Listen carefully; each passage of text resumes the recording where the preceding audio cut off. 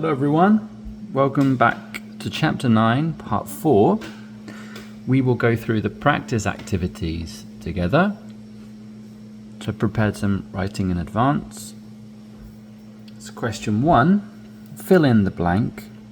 I've always wanted to visit, it's on my bucket list. So in the gap, you can fill in a country or a city that you've always wanted to visit.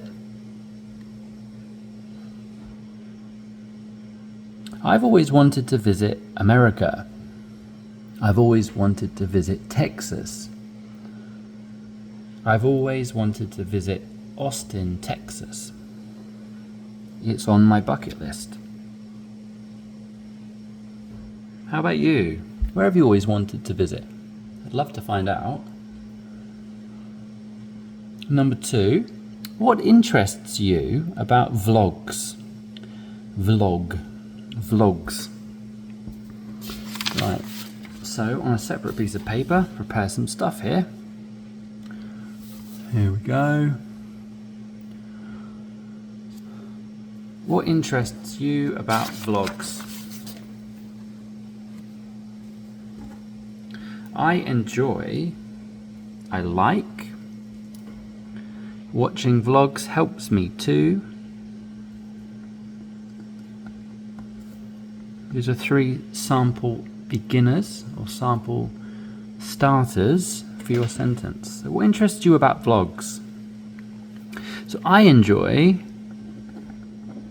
watching other people travel. Right? So if I talk about travel vlog, I enjoy watching other people travel. I like getting ideas from vlogs. So a video vlog, sometimes they give you ideas where to go, what to do, what not to do, where not to go. Watching vlogs helps me to plan my trip,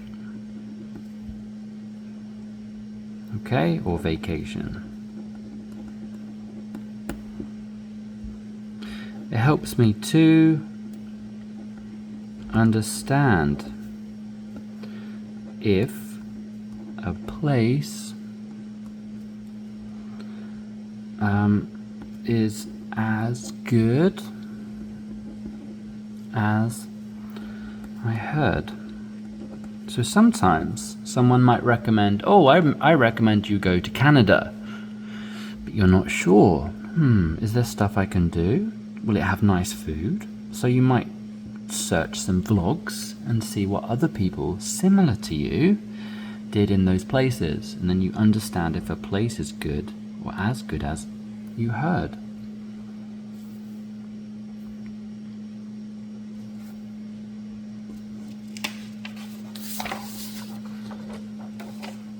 Question 3. I couldn't see the words through my screen. Write 2 sentences using accommodation and tourist trap. Okay, so I've done a lot here. I'm gonna have to zoom out a bit. It's a bit annoying.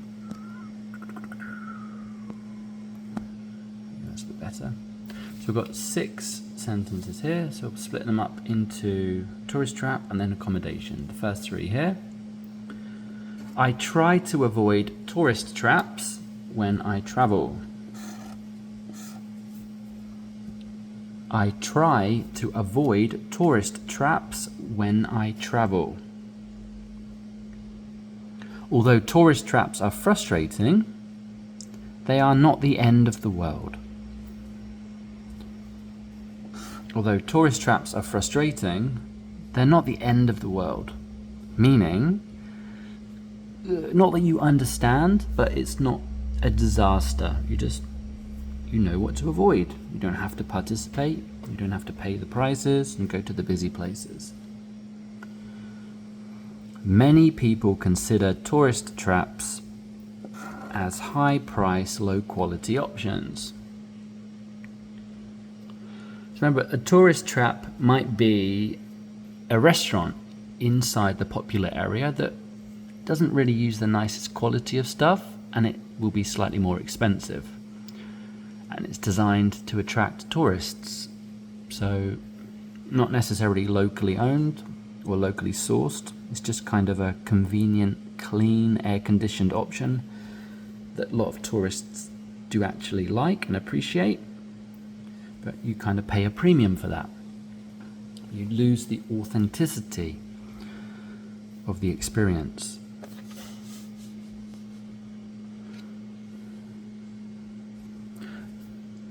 I prefer to stay at basic, low-cost accommodation when I travel. I prefer to stay at basic, low-cost accommodation when I travel. I consider, personally, accommodation is just a nice, quiet, clean place to sleep, and I want to go out and experience and walk around and have fun outside. So for me, accommodation is not really that important. Just somewhere basic, that's a basic bed, not special. The location of our accommodation is important. So the location, if it's far away or nearby a town centre or an activity hub. Accommodation can become more expensive during the peak season. So during the summer vacation or summer holidays for Europe, lots of places become super expensive. So when people have time to travel, prices go up. On the low season, sometimes it's good to visit in the low season. Depending on which country you go to, there might be monsoon weather, or it might be too cold. So you have to factor that in as well.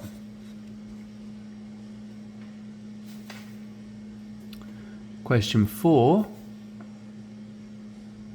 Role play. One person is planning a trip, and the other gives travel advice using at least 3 vocab words or vocabs. Oh, got a big script here. It's not all going to fit in. Right, I'm going to have to read it and then scroll up, okay?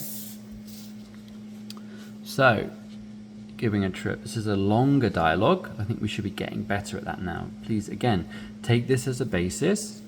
Develop it with your own ideas. You can comment below and I'll edit it for you if you want me to. Here we go. A. 3, 2, 1. I'm planning a trip to Thailand this autumn. Do you have any advice? Do you use a VPN when you search for hotels and flights? No. Should I? I do, and I seem to get better prices. Cheers. Do you have any other tips?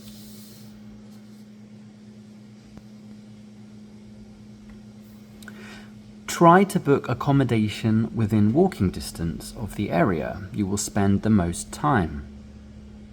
Then, you will save money by walking. Plus, it's an easy way to stay healthy and burn off your dinner. Thanks. I'm planning on making a vlog of the local cuisine while I go sightseeing. So walking around would make for good content. Ooh. Not bad. It's okay, right? Number 5. Imagine you are planning a trip. Write your ideal itinerary. So I've given an example here. I'm going to zoom out a little bit more. Okay, we can see everything here. This is not my ideal itinerary, but this is probably a typical example of what people might do. Depending on where you're from, the duration to the length of your trip will vary. So this is just a basic short vacation sample. So on day 1, we're going to check in, shower, and walk around the local area. Simple evening meal early night. Sounds quite good for a first day. I like walking around the local area because the worst thing is get to the end of your trip and then you find something good, a good cafe or a nice restaurant. Oh, I wish I'd seen this earlier. On day 2, we have a hotel breakfast and we walk to the beach and maybe swim at the hotel after. And probably have a shower, get changed, and go out for lunch. In the evening, go for a beach walk, and then attend the night market, get some street food. On day 3, maybe when we're nice and rested,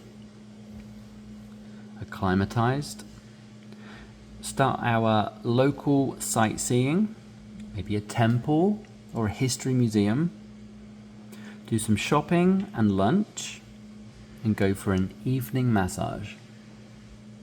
Live music bar and cocktails at night.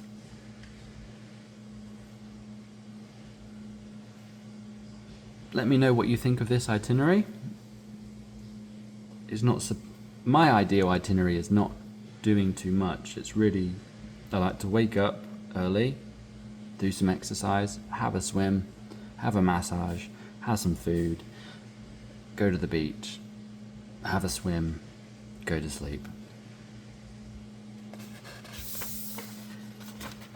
Question 6. Share a travel experience you've had using at least 3 of the vocabulary. So, here's one I made earlier. Art attack. So many years ago, I took a trip to London. We were able to see the Lion King musical. Then we went on a sightseeing boat trip. Excuse me. I think it's an O-N. Okay. Then we went on a sightseeing boat trip. Our accommodation was expensive because the area is a tourist trap. I saw many younger people filming their vlogs in London. Okay, I think this is a good structure for you to use for your own travel experience.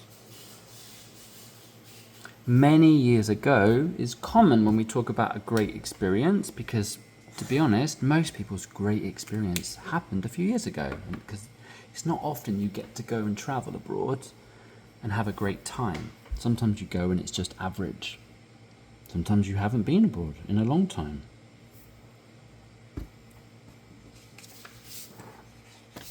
Question 7 is use destination and flight in one sentence. So we're going to join them. Ice machine every time. Non-stop flights to that destination can be expensive. Most flights to that destination leave in the middle of the night.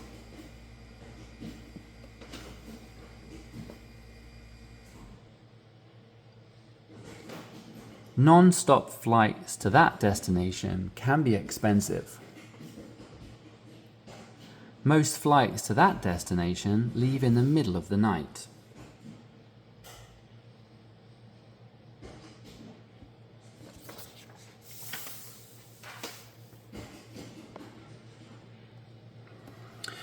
Question 8 is true or false. A passport is only needed for domestic travel.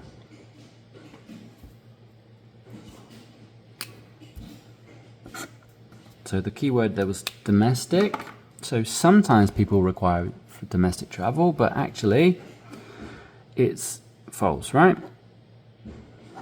A passport is, we get rid of, not only, is needed for international travel, right? And that fixes our sentence. Question 9. Translate bucket list into your native language. So do that in the comments section, please. A bucket list, if you remember, is a list of things you wish to do before you die. So it might include some sightseeing, some travel, some dangerous activities, something interesting to talk about. Bucket lists tend to be pretty good stuff, otherwise people don't really want to do it. Like go shopping for eggs, it's not on my bucket list, it's on my shopping list. Question 10, discuss why do people love travel vlogs? Well, as again, I've prepared some notes.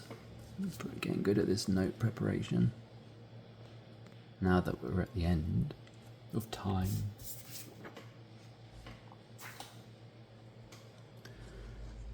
So why do people love travel vlogs? I reckon there are actually loads of reasons, tons of reasons, which is why there's lots of vlogs. I've divided them into a creator, and the audience.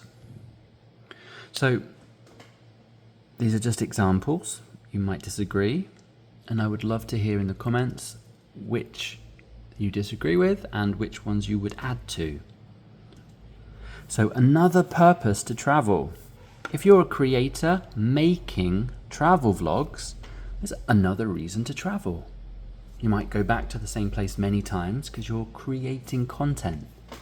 It's your job. It's a way to monetize your passion.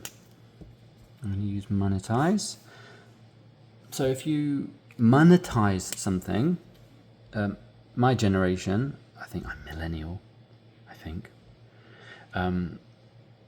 was sort of criticized for monetizing our hobbies to some extent, but for a lot of people, that's pretty much the only way we can live. So if you monetize your passion, for a lot of younger people, if they travel but create content like vlogs, it allows them at some stage to get some income from their videos, which allows them to travel, because it probably wouldn't be possible for a lot of those people to do that. I can't travel to different countries all the time. I don't have any money. An opportunity to share what you love. So a creator might just like making videos to share with people as they travel. It might be fun, like taking pictures, right? A photographer loves to capture the moments they see. And a vlogger is the same. From the audience side, well, relaxing. I think it's relaxing to watch other people explore.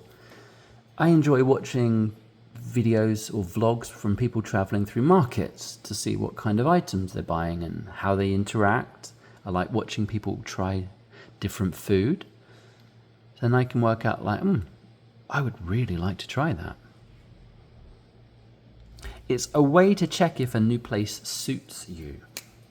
Suits you means it fits you. It's suitable for you. Maybe you are not sure about a particular country or a city. You watch a vlog to check. It's a way to learn without spending money to travel.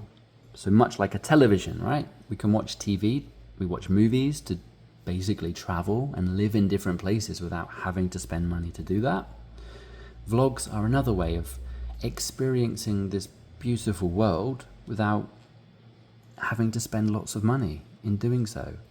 You can get a lot of enjoyment from that and learning about different cultures and communities without being, perhaps if you're unable to get there yourself. So this is almost the next best thing. It's a good way to get travel ideas and avoid mistakes. I think this is probably the key point about vlogs.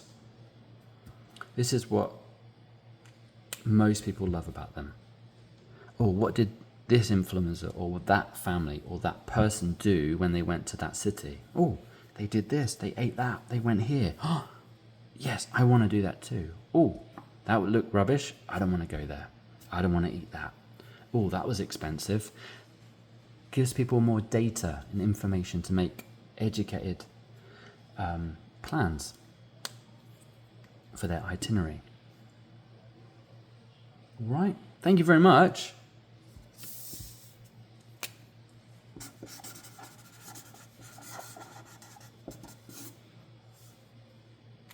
That was the end of part 4 of chapter 9. See you in the last bit. Thank you.